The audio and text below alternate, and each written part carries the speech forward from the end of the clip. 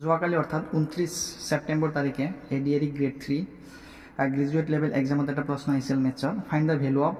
√0.09 plus √1.69 ইয়াৰ option 4টা দিয়া আছে ইয়াৰ ভিতৰত কোনটো হ'ব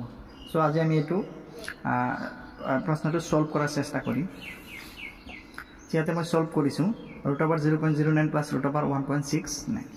সো এইটো যেতিয়া আমি দশমিকটো উঠাই দিম তেতিয়া ওপৰত থাকিব 9 আৰু তলত থাকিব দশমিকাৰ হলনি এটা 1 হ'ব আৰু এটা দুটা ডিজিট আছে দুটা শূন্য হ'ব এটো হ'ব 9/100 প্লাস একেদৰে এটো হ'ব 169/100 হ'ব এতিয়া 3 স্কয়াৰ নক আমি এনেকৈ লিখিব পাৰো 3 স্কয়াৰ আৰু তলত 10 স্কয়াৰ প্লাস এটো 13 স্কয়াৰ তলত 10 স্কয়াৰ ইকুৱেল টু